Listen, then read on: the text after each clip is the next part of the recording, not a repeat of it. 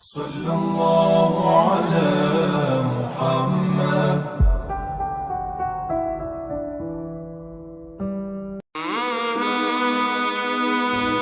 بسم الله الرحمن الرحيم. يا أيها الذين آمنوا كتب عليكم الصيام كما كتب على الذين من قبلكم لعلكم تتقون. قال النبي صلى الله عليه وسلم لكل شيء زكاة وزكاة الجسد الصوم، أو كما قال صلى الله عليه وسلم صدق الله العظيم وصدق رسوله النبي الكريم. إن الله وملائكته يصلون على النبي يا أيها الذين آمنوا صلوا عليه وسلموا تسليما. اللهم صل على سيدنا ومولانا محمد معدن الجود والکرم وآلہ وصحبہ وبارک وسلم. حمد و صلاۃ کے بعد قرآن مجید سورہ بقرہ، اللہ تبارک و تعالی نے ارشاد فرمایا یا ایھا الذین آمنوا کتب علیکم الصیام، اے ایمان والو تم پر روزے فرض کیے گئے.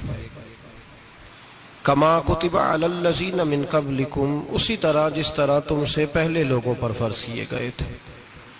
لعلکم تتقون، تاکہ تم پرہیزگار ہو جاؤ، متقی ہو جاؤ، اللہ سے ڈرنے والے بن جاؤ، گناہوں سے بچنے والے بن جاؤ، اپنی زندگی کو رب رسول کے احکامات کی روشنی میں گزارنے والے بن جاؤ. روزہ ایک پریکٹس ہے، ایک مجاہدہ ہے، ایک جد و جہد ہے. جد و جہد کس چیز کی؟ اللہ کی رضا کے مطابق اپنے آپ کو ڈھالنے کی جد و جہد. صوم کا لغوی معنی ہوتا ہے رک جانا. حلال رزق سامنے پڑا ہے، حلال مشروب سامنے پڑا ہے، حلال رشتہ بیوی کا موجود ہے، لیکن ان سب چیزوں سے حالت روزہ میں رکنا، اللہ کی رضا کے لیے رکنا، اس کا نام روزہ ہے. صوم کا معنی رکنے کے ہیں، پرہیز کرنے کے ہیں، بچنے کے ہیں. ہر چیز موجود ہے لیکن اللہ کا حکم نہیں ہے تو لہٰذا کھا نہیں سکتے. تو رب فرماتے جب جائز چیز ہے تو میری مرضی کے بغیر میرے حکم کے نہیں کھا سکتا، تو انہیں رکنا ہے تو حرام کیسے کھا لیتا ہے؟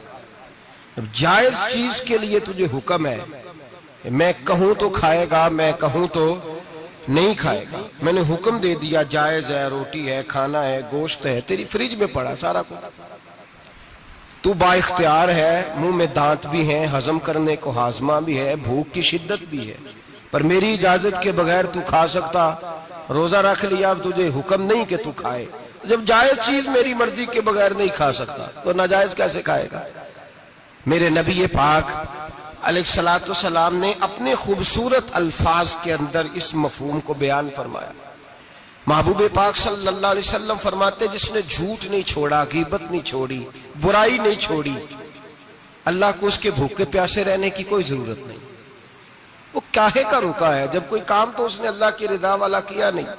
روزہ رکھ کے دغا کر رہا ہے، روزہ رکھ کے جھوٹ بول رہا ہے، روزہ رکھ کے کم ماپ رہا ہے، تول رہا ہے، دھوکہ دے رہا ہے، رشوت لے رہا ہے، فراڈ کر رہا ہے، حرام کا مال کٹھا کر کے کہتا ہے اس میں سے چلو 10 دیگیں بھی پکا دیں گے. وہ بھائی جو کام اللہ نے تجھے کرنے کو حکم دیا تھا جب تو وہ بجا ہی نہیں لا رہا، مقصد روزہ ہی تو حاصل لعلکم تتقون. روزے کا مقصد یہ ہے کہ تو پرہیزگار ہو جائے. میرے نبی پاک علیہ السلام کی بارگاہ عالی مرتبت میں 2 عورتیں آئیں. یہ چیزیں کھا لو. کہنے لگی محبوبہ ہم نے روزہ رکھا ہوا ہے. فرمایا نہیں، تمہارا تو روزہ نہیں ہے. حضور رکھا ہوا ہے روزہ، سحری سے لے کر اب تک کچھ نہیں کھایا، شام تک بھی نہیں کھائیں گی. محبوب نے فرمایا ذرا کہہ تو کرو، الٹی تو کرو. کہہ کی تو ان کے حلق سے خون بھی نکلا اور گوشت کے لوتھڑے بھی نکلے، پھوٹیاں بھی نکلی. نبی پاک نے فرمایا وہاں بیٹھ کے تم نے اپنے جاننے والوں کی غیبت نہیں کی، چغلی نہیں کھائی؟ خاموش ہو گئیں، گردنیں جھک گئیں. نبی پاک نے فرمایا تم نے قرآن نہیں پڑھا کہ جو اپنے بھائی کی غیبت کرتا ہے وہ مردہ بھائی کا گوشت کھاتا ہے؟ تو گوشت کھا کے بھی تمہارا روزہ رہ گیا. کس طرح کا روزہ ہے کہ صاحب روزہ رکھ کے نہ رکھنے والوں پہ تنقید کر رہے ہیں. तरावियां पढ़ के निकले हैं तो कहते हैं मैं अकेला ही नेक हूं, बाकी तो मोहल्ले में कोई पढ़ता ही नहीं। ये कैसा तेरा रोजा है कि तू रोजा रख के तो उसके मकसद को नहीं समझा। लअल्लकुम तत्तकून, रोजादार तो वो है कि रोजा रखा हुआ है, खाने भी से रुका है, पीने से भी रुका है, अमले ज़ौजिय्या से भी रुका है, फिर वो झूठ से भी रुके, गीबत से भी रुके, बदनिगाही से भी रुके, हराम खारी से भी रुके सारी चीजों से। ये मतलब ये कि रोजे की हालत में अपनी बीवी के पास जाना मना है तो गैर महरम को देखना जायज है। हमारे टीवी पे मैंने पहले भी कहा था कि हम ठेकेदार और जिम्मेदार नहीं है मजहब के। यहां हमारे आने से पहले भी कोई बैठा था, हम मरेंगे तो यहां हमसे बड़े बड़े नेक लोग बैठेंगे, कोई बंदा जिम्मेदार नहीं है। बड़े बड़े कज कुला साहिब जुब्बा और दस्तार, बड़े बड़े साहिब बसीरत, आइमा, फुकाहा, उलमा, ज़ुआमा, नुकाबा, सूफिया, औलिया, गौस, कुतुब, अब्दाल, औताद, कुतुबुल अख्ताब, जाने कौन कौन आए, उलमा आए, मुफस्सिरीन आए, मुहद्दिसीन आए, गुजर गए। हम तो खाक नशीन लोग हैं, थोड़ा काम करने वाले, थोड़ी सलाहियत रखने वाले। लेकिन भाई अगर करते हैं तो एक काम करते हैं, साथ दूसरा नहीं करते। ये किस तरह का दीन सिखाने लोग निकले कि शव्वाल से लेकर शाबान तक गाना सुनाया जाएगा, शाबान से लेकर शव्वाल तक नाच गाना किया जाएगा, शव्वाल से लेकर शाबान तक धमा चौकड़ी होगी, रमजान आएगा तो हदीसें सुनाई जाएंगी, रमजान आएगा तो लोगों को कुरान पढ़ के सुनाया जाएगा। ये मजहब बाज नहीं है कि गवैये मजहब सिखाएंगे, एक्टर मजहब सिखाएंगे। ये मजहब बाज नहीं है कि एक गिलास के अंदर पहले शराब पी लो, फिर उसी गिलास में रमजान आए तो शहद बांटना शुरू कर दो। ये बाज नहीं, ये मेरे रसूलुल्लाह का मजहब है। अगर तुम्हें शौक है दीन सीखने सिखाने का, यकम रमजान को तौबा करो और कहो कि हम टीवी पे बैठ के हदीसें सुनाएंगे तो सारा साल सुनाएंगे, और जिस जुबान से हदीस निकलेगी फिर उससे कभी गंदा गाना नहीं निकलेगा, फिर कभी नाच गाना नहीं होगा। ये कौन सा मजहब है जो बीबियां सिखा रही हैं? ये कौन सा दीन है जो औरतें सिखा रही हैं? मेरे रसूल पाक सल्लल्लाहु ताला अलैहि वसल्लम का वो मजहब है कि मेरे आला हजरत फाजिल बरेलवी रहमतुल्लाह अलैह ने फरमाया, मर्द के लिए जायज नहीं कि वो औरत की जुबान से मिलाद भी सुने, नात भी सुने। मर्द के लिए जायज नहीं, मर्द को मर्द सिखाएगा, औरत सिखाएगी तो औरतों को सिखाएगी। बेशक आप सवेरे फतवा दीजिए कि छोटी सी मस्जिद में बैठ के, छोटे से कोने में बैठ के छोटा सा मौलवी, और वहां तो इतने इतने बड़े मुफ्ती टीवी पे बैठे हुए, वो गलत है तो सही ये कैसे हो गए? सुनो, मेरे नबी पाक अलैहिस्सलातु सलाम के मजहब का हुस्न ये है कि इस्लाम कहता है एक नजर बीबी को देखा किसी ने गलती से तो माफी हो जाएगी, दूसरी नजर शहवत से देखा तो हराम है उसके लिए। वो पाकिस्तान का मौलवी हो या सऊदी अरब का शाह हो, किसी के लिए औरतों के बीच फिरना उठना बैठना जायज है? मेरे नबी पाक सल्लल्लाहु ताला अलैहि वसल्लम ने फरमाया, मैं औरतों से मुसाफा करने नहीं आया।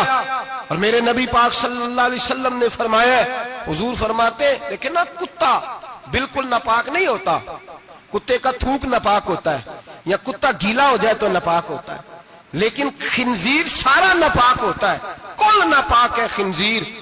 नबी पाक ने फरमाया खिंजीर भी हो और गंद में लिथड़ा हुआ भी हो, पेशाब में लिथड़ा हुआ हो, गोबर में लिथड़ा हुआ हो, पखाने और फुजले में लिथड़ा हुआ खिंजीर हो, उसका जिस्म तेरे साथ टकरा जाए तो इतना बुरा नहीं जितना गैर महरम औरत का वजूद तेरे साथ टकरा जाए तो बुरा है।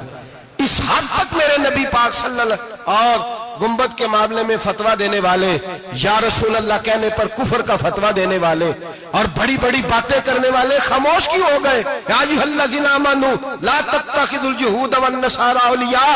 रब फरमाता है यहूदियों और ईसाइयों को दोस्त ना बनाओ, ये तुम्हारे दोस्त हो सकते, ये तुम्हारे सज्जन हो सकते।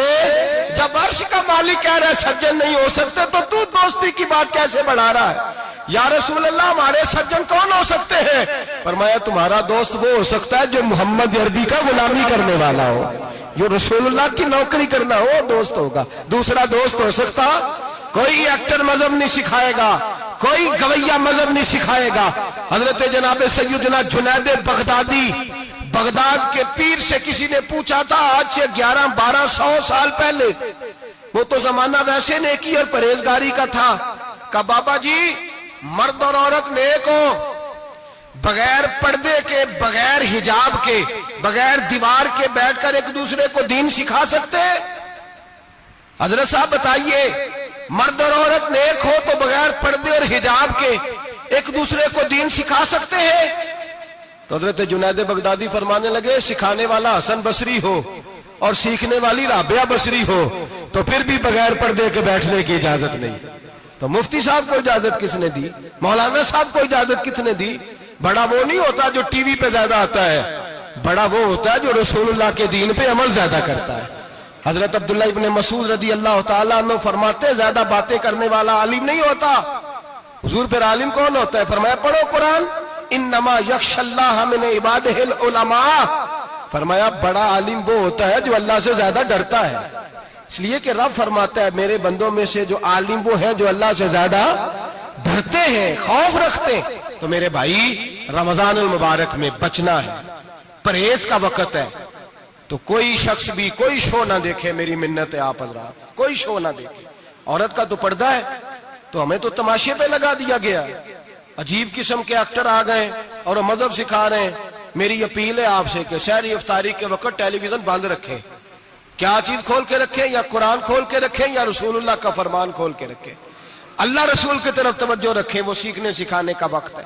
چھوڑے گویوں سے دین سیکھا جائے گا، ہمیں کوئی شکوہ نہیں، یہ پکی توبہ کریں، سویرے آئیں آ کے دین سکھائیں۔ اور میں ان سے بھی اپیل کروں گا کہ آؤ دین سکھاؤ۔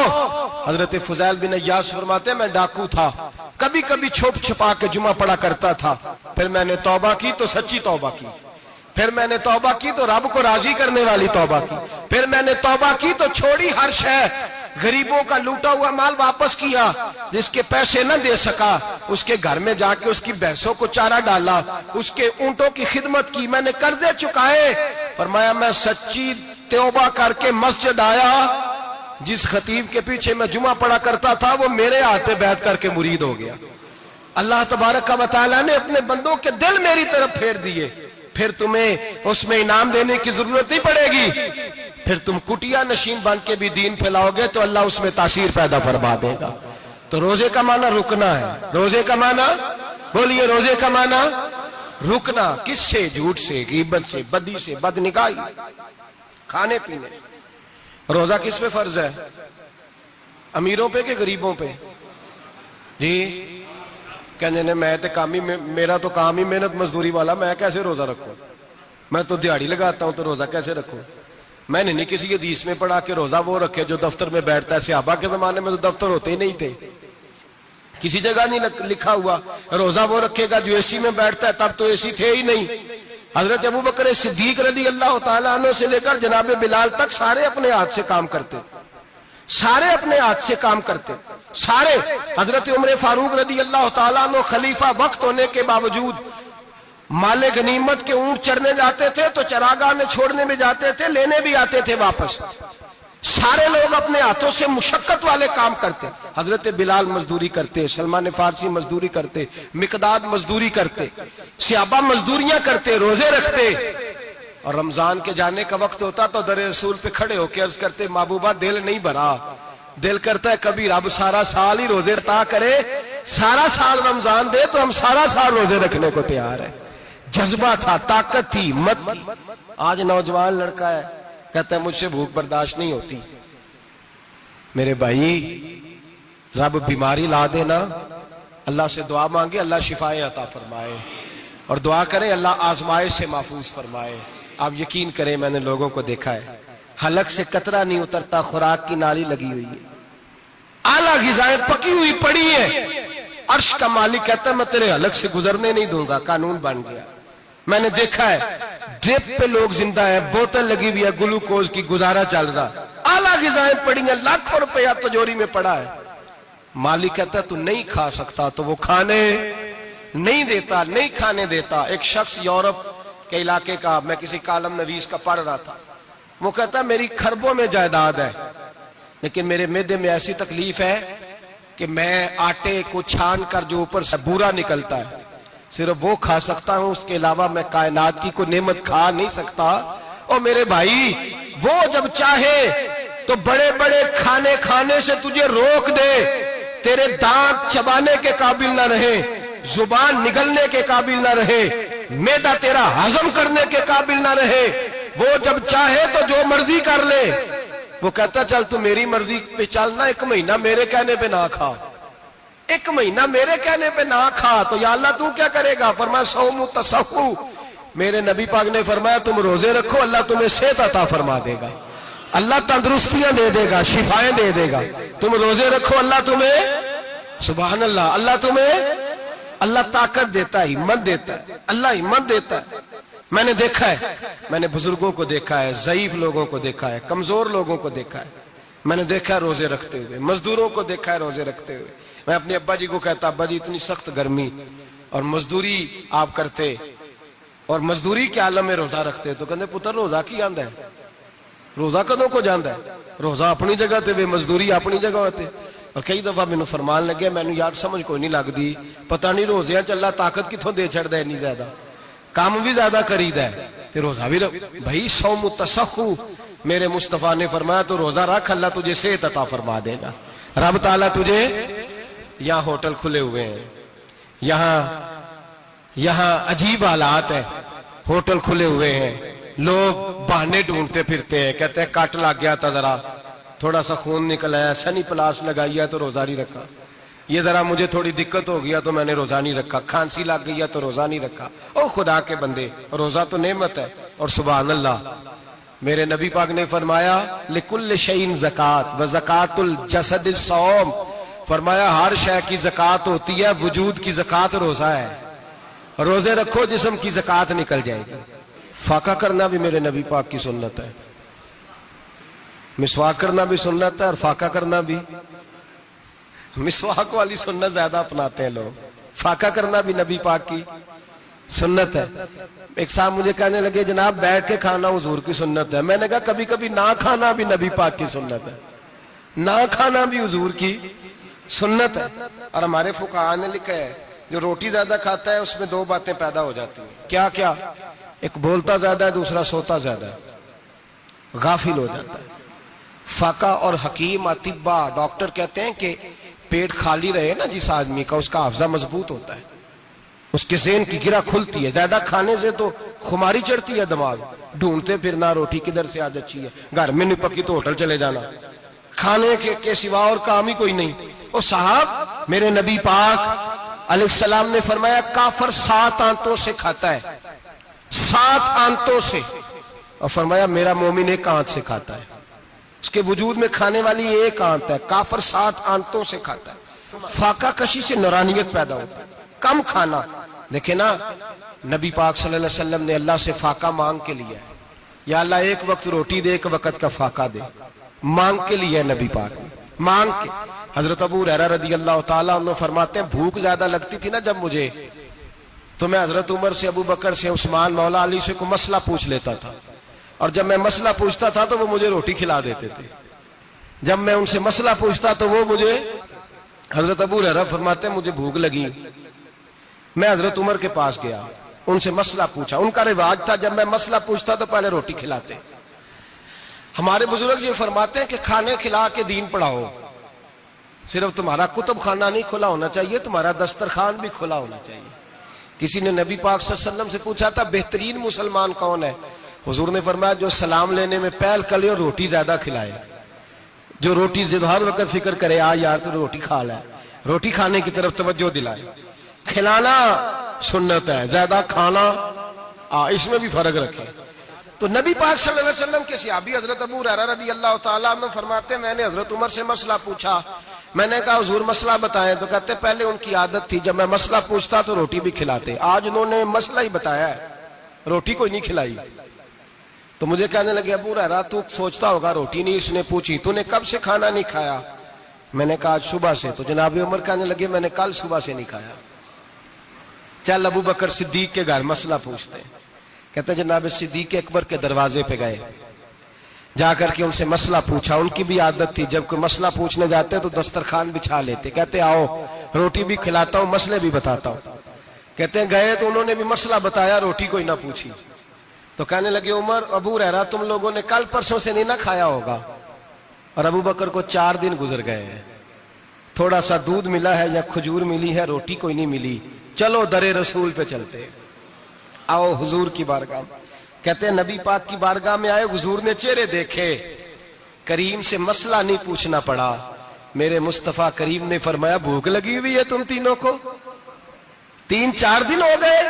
اللہ کے رسول نے فرمایا مجھے پورا ہفتہ ہو گیا ہے. سبب کچھ اور ہے جس کو تو خود سمجھتا ہے. زوال بندہ مومن کا بے زری سے نہیں, بھوک نقصان کا وجہ نہیں بنی, وجہ کوئی اور بنی ہے. رشوتیں جو بازار گرم ہوئے ہیں لوٹ مار کے, یہ روٹی کے لیے نہیں, یہ زیادہ کھانے کے لیے, یہ بینک بیلنس کے لیے گرم ہے. یہ لوٹ مار کا مقصد کوٹھیاں بنانا ہے, روٹی کا تو رب کریم کا وعدہ ہے. جو روز روتا ہے شام کو کہ میرا کاروبار کوئی نہیں, اصل میں کہتا ہے بنگلہ کوئی نہیں, اصل میں کہتا ہے کار کوئی نہیں, پجارو کوئی نہیں, روٹی تو اللہ عطا فرماتا ہے, اس کا وعدہ ہے. فرمایا حضور نے 3 دن بیت گئے, چلو. میرا بے تکلف صحابی ہے ابو الحسن انصاری, وہ بڑے نصیب والے ہوتے ہیں جن کو میرے نبی پاک خود کہتے تھے کہ تیری فلانی ذمہ داری ہے. اس زمانے کا تو کسی کو کہہ دیا جائے یہ تیری ذمہ داری ہے تو کہتا ہے یہ تو پھٹیکے ڈالنے لگ گیا, یہاں سے تو چھٹی کر دینی چاہیے. خوش ہوتے تھے صحابہ کہ ہماری ذمہ داری لگی. کہتے ہیں حضرت ابو الحسن انصاری کے گھر گئے, نبی پاک نے فرمایا بھوک بڑی لگی ہے کھانا لا. کہتے ہیں حضور نے اسے کہا تو اس آدمی کو تو وجد ہی ہو گیا. اس نے کہا میرے اتنے نصیب کہ حضور کا یہ کھانا کھلا. آؤ دیکھو دنیا والو, آج جو سب سے زیادہ عزت والا ہے وہ میرا مہمان بنا ہوا ہے. فرماتے ہیں وہ دوڑے گئے, بکری اٹھائی, ذبح کی, بیوی کو کہنے لگے روٹی تیار کر. ادھر کھجوریں توڑی, انگور توڑے, کہنے لگے حضور آپ جب تک تناول کریں تب تک کھانا پک جاتا ہے. حضرت عمر کہتے ہیں روٹی پک کے آئی, بڑا پیارا گوشت, بڑا اچھا سالن, بڑا خوبصورت خلوص والا کھانا. فرماتے ہیں میں نے بڑا ہی کھایا. نبی پاک نے نہ ایک روٹی لی اور چھوٹی چپاتی, تھوڑا تھوڑا سالن کونوں سے, اور جب نبی پاک نے کھا لیا تو حضور کی آنکھوں میں آنسو آئے. حضرت عمر کہنے لگے حضور روئے کیوں؟ نبی پاک نے فرمایا سوچتا ہوں 7 دن کے فاقے کے بعد کھایا ہے, پر ڈرتا ہوں رب اس کا حساب پوچھے گا تو جواب کیسے دینا ہے, اس کا حساب بھی تو دینا ہے نا جو کھایا ہے. تو حضرت عمر فاروق کے ہاتھ میں کچھ چیز تھی, زور سے زمین پہ ماری, کا محبوبہ 7 دن کے بعد بھی روٹی کھائے تو حساب دینا ہے. نبی پاک فرمانے لگے عمر وہ مالک ہے نا, تو جب دیتا ہے تو حساب نہیں لے سکتا, حساب تو دینا ہے, حساب تو دینا ہے, تیاری رکھو. صحابہ کرام فرماتے ہم نے ارادہ کیا کہ آج کے بعد ہم پھر فاقے کریں گے, کم کھائیں گے, اس لیے کہ حساب دینا ہے. میرے بھائی وہ فاقہ کشی کرتے تھے, ڈرتے تھے.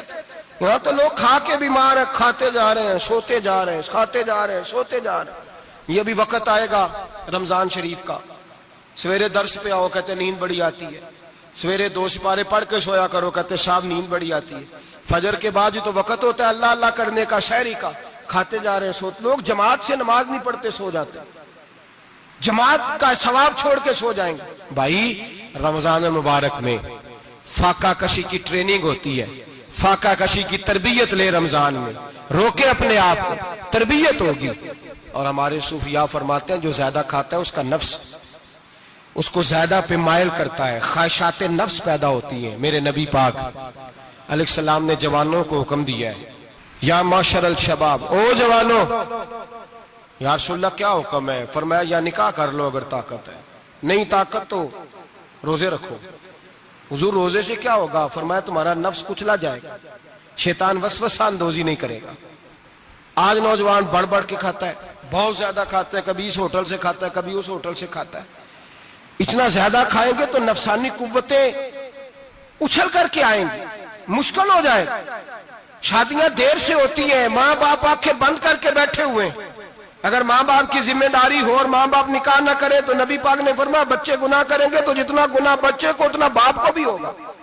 تو ماں باپ چپ ہیں, دوسرا شادی مشکل بڑی ہے, مہنگی بڑی, اور تیسرا نہیں کر رہے کچھ لوگ تو روزے بھی نہیں رکھ رہے.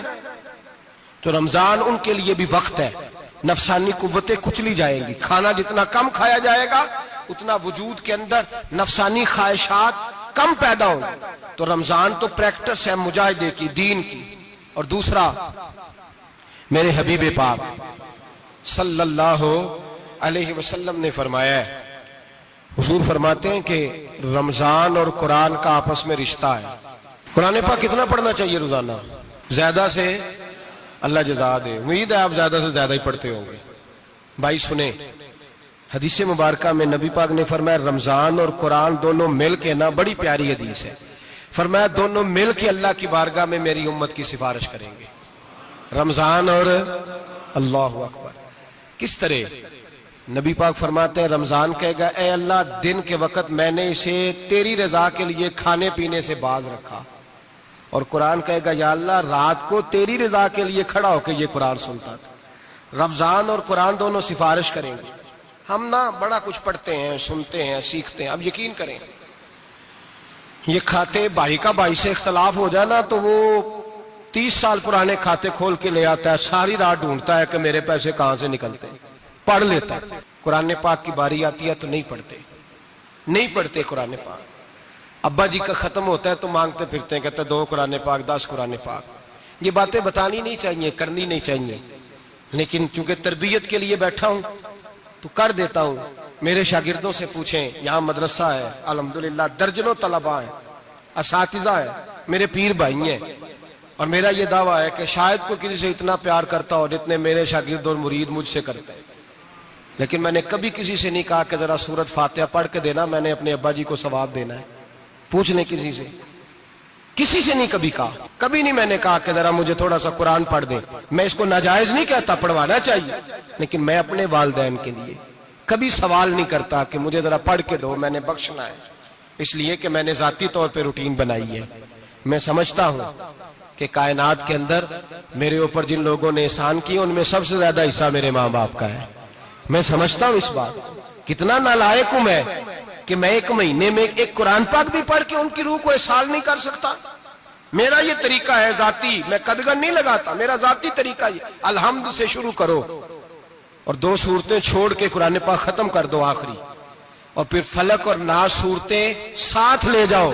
یہاں بیٹھ کے سالے ثواب نہیں کرنا، ختم نہیں دلانا، ساتھ لے جاؤ، قبر پہ کھڑے ہو جاؤ اور فلق اور ناس صورتیں قبر پہ بیٹھ کے تلاوت کرو، اور جو قرآن مجید پڑھا ہے ان کی روح کو وہاں احسال کرو۔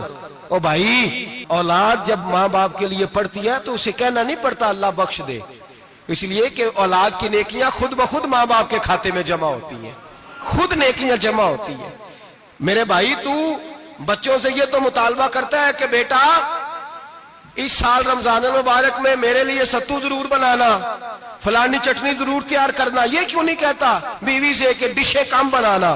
تو بھی بیٹھ کے قرآن پاک پڑھ، میں بھی قرآن پاک پڑھتا ہوں۔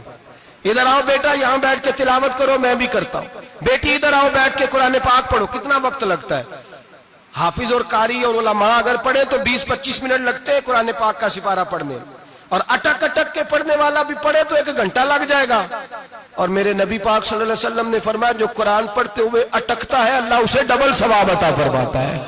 فرمایا جو زبانی پڑھے سنگل ثواب، جو دیکھ کے پڑھے اسے ڈبل ثواب۔ حضور کیوں؟ فرمایا اس لیے کہ میرا قرآن دیکھنے پہ بھی اللہ ثواب عطا فرماتا ہے، قرآن دیکھنے پہ بھی اللہ ثواب دیتا ہے، دیکھنے کا بھی ثواب۔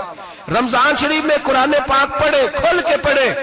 اور میرے بھائی اگر تیرا بچہ پڑھے، اگر تیری بیٹی پڑھے، کائنات کا خوش نصیب باپ وہ ہے کہ بیٹا قرآن پڑھے، چاہے ناظرہ ہی پڑھے، جس کی بیٹی پڑھے۔ زندگی میں انہیں اس کام پہ لگا جاؤ، مرنے کے بعد بھی پڑھیں گے۔ امام جلال الدین سیوطی شافعی رحمت اللہ علیہ فرماتے ہیں حضرت عیسیٰ قبر کے پاس سے گزرے، قبر پہ عذاب ہو رہا تھا، اللہ کا غضب برس رہا تھا، جناب عیسیٰ استغفار پڑھتے ڈرتے گزر گئے۔ تھوڑی دیر کے بعد، چند گھنٹوں کے بعد گزرے تو اسی قبر پہ پھول کھلے ہوئے تھے، رحمت برس رہی تھی۔ حضرت عیسیٰ علیہ السلام عرض کرنے لگے مولا تو بے نیاز ہے، میری طاقت نہیں تیرے کاموں میں بولنے کی، پر ابھی تو یہاں عذاب ہو رہا تھا، ابھی رحمت برس رہی ہے۔ جناب عیسیٰ کہتے ہیں آواز خدا بندی آئی، عیسیٰ بندہ بڑا گناہگار تھا، پاپی تھا، مجرم تھا، خطا کار تھا، لیکن جب اس کا انتقال ہوا، اس کی بیوی حاملہ تھی، اس کے پیٹ میں بچہ تھا، بچہ اس کے انتقال کے بعد پیدا ہوا، آج وہ 4-4.5 سال کا ہوا ہے، مکتب میں گیا ہے، مدرسہ میں گیا ہے، استاد نے بسم اللہ شریف پڑھائی ہے، فرمایا اس نے توتلی زبان سے کہا ہے بسم اللہ الرحمن الرحیم کا ایسا مجھے بتلا اس زمین پر وہ معصوم جسے ابھی رحمان اور رحیم کہنا نہیں آتا، وہ توتلی زبان سے مجھے رحمان اور رحیم کہے اور میں اسی زمین پہ اس کے باپ کو عذاب دوں؟ فرمایا اس نے ایک بار رحمان اور رحیم کہا ہے، میں نے اس کی باپ کی قبر کو نور سے معمور فرما دیا ہے، نور سے بھر دی ہے قبر، برکت سے بھر دی ہے۔ اللہ کرے میرے بیٹے بھی قرآن پڑھے، اللہ کرے میری بیٹیاں بھی قرآن پڑھے، اللہ کرے ہم سب کی اولادیں قرآن پاک پڑھے۔ لیکن نا امام اعظم ابو حنیفہ رمضان میں 61 قرآن پاک پڑھتے تھے۔ کتنے؟ 60 تے ایک، اللہ اکبر۔ ایک قرآن پاک دن میں پڑھتے پورا، ایک رات کو پڑھتے، ایک تراویح میں پڑھتے۔ 61 قرآن پاک امام صاحب پڑھتے۔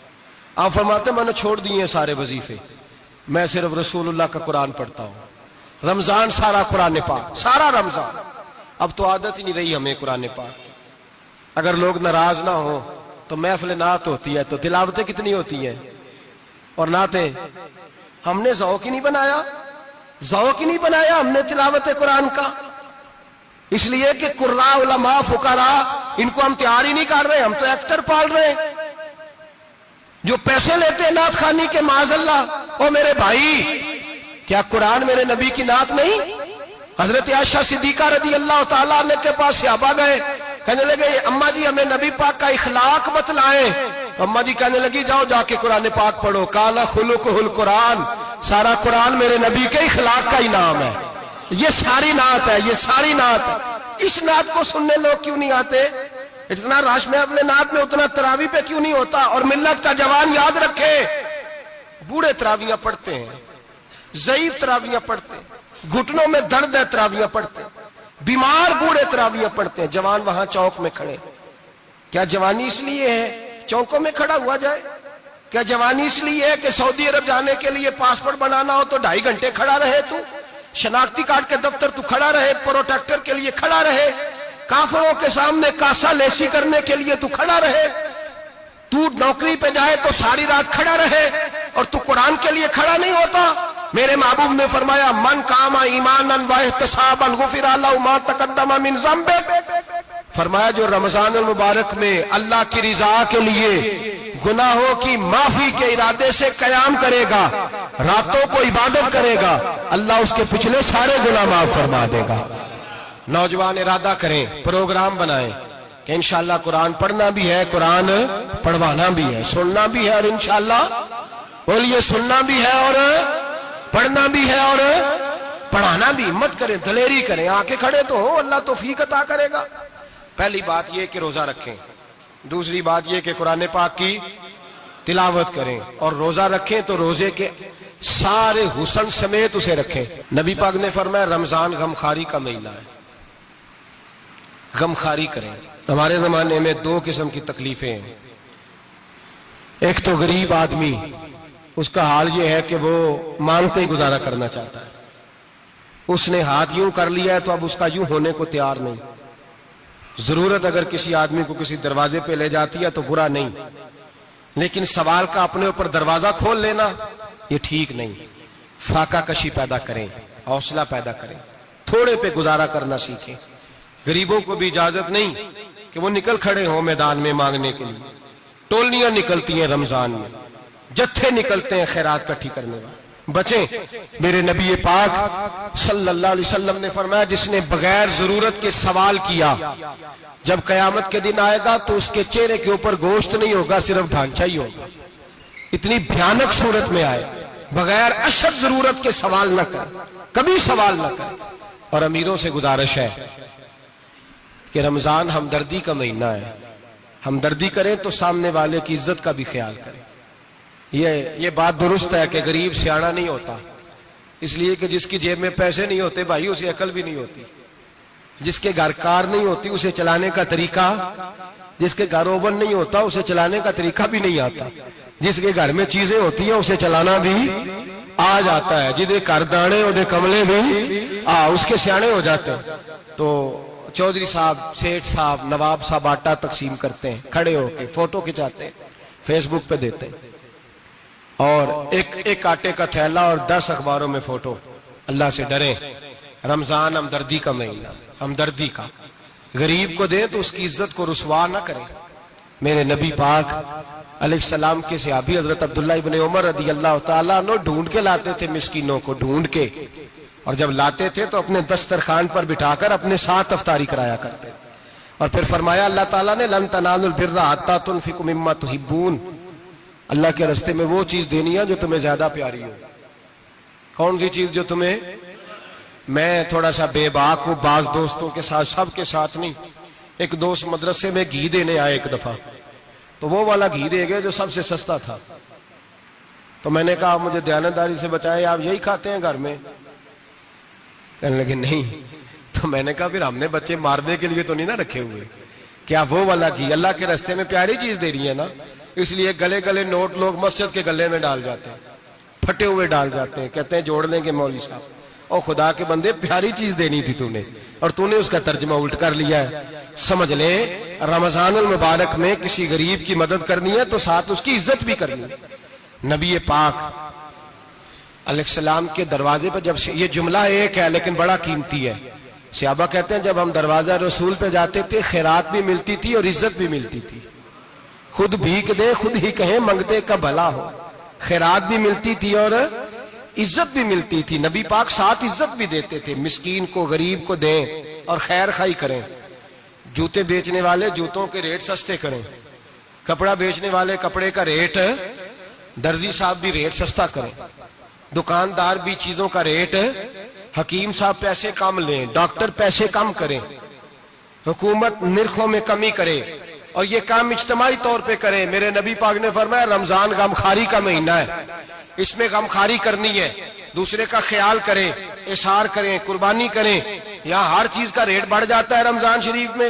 ہر آدمی کہتا ہے میرا سیزن آ گیا ہے. توجہ بڑھائیں، خیال کریں، غمخواری کا مہینہ ہے. اور پھر آپ لوگوں سے یہ بھی گزارش ہے کہ رمضان المبارک کا جب مہینہ آئے تو جس آدمی کے ساتھ نیکی کرنی ہے وقت پہ کریں. کسی غریب کو پیسے دینے ہیں، کپڑے دینے ہیں تو یکم رمضان کو دیں. میں اکثر دوستوں سے پوچھتا ہوں، میں کہتا ہوں قاری صاحب نو جوڑا کدو دیندے ہو؟ کہندے 27 والے دن. میں کہ مینوں لگ گئی سمجھ، تہاڈی سازش ہے کہ جڑے سواں کے پاں نہ لوے. ایویں مولوی چودھری صاحب دے نال دے کپڑے پا لے تے کتے لکھیا اینوں دینا ہے 27. تسی دسو 27 والے دن کو درزی سی کے دیندا ہے؟ انہوں 3 گنا بھی پیسے دئیے تو کہندہ ہے جڑے باقی نے انہاں دے نہیں بٹن پہ لگ دے میرے کو. کتھوں جوڑا سی کے تو کس دن دیتے ہو قاری صاحب کو؟ کیا مقصد ہے؟ پہننے کے لیے دے رہے ہو یا اس لیے دے رہے ہو کہ نہ پہن سکے؟ تو بھائی آپ جب کسی کو کچھ چیز دیں گے تو کب دیں گے؟ جب وہ استعمال کر سکے. غریب کو لوگ فطرانہ دینے جاتے ہیں عید سے ایک دن پہلے، تو کیا کرے گا اس کا؟ وہ نہ تو کپڑے خرید سکا نہ روٹی لا سکا. بلکہ میرے حضرت صاحب فرماتے ہیں رمضان سے پہلے دے دو. رمضان کی نیت کر کے رمضان سے 1-2 دن پہلے دے دو، اللہ رمضان جتنا ثواب ہی عطا فرمائے گا. رمضان سے پہلے دو جس کو کچھ ہے دن، قبل از وقت تیاری کرو. اور میرے قبلہ حضرت صاحب فرمایا کرتے اپنے کپڑے بعد میں، غریب کے بچوں کے کپڑے پہلے، اپنے گھر کی ضروریات بعد میں، غریبوں کی ضروریات. اس لیے کہ اللہ پاک نے ان کا رزق بھی ہمارے گھر بھیج دیا ہے.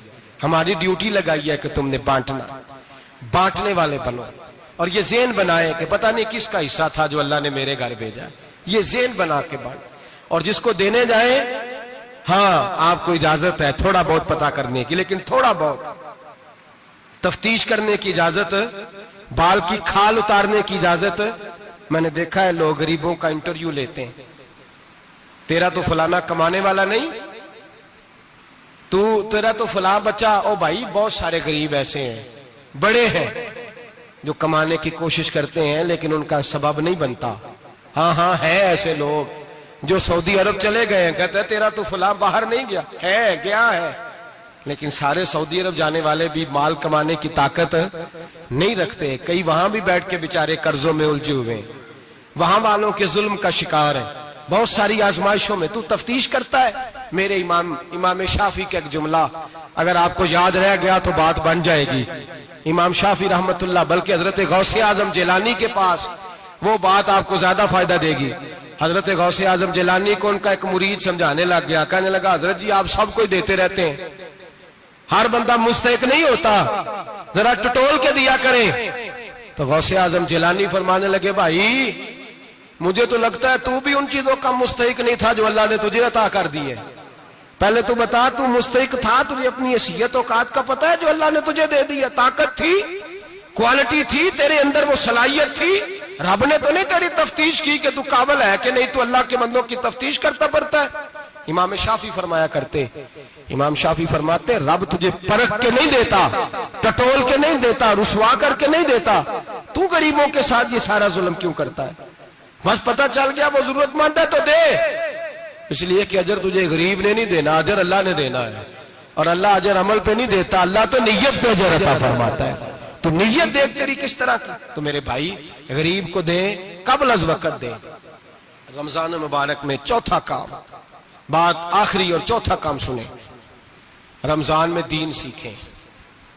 شیطان قید ہوتا ہے زیادہ سے زیادہ, اور جب آدمیوں کا پیٹ خالی ہوتا ہے نا تو ذہن جو ہوتا ہے نا وہ بھی اس کا فریش ہوتا ہے.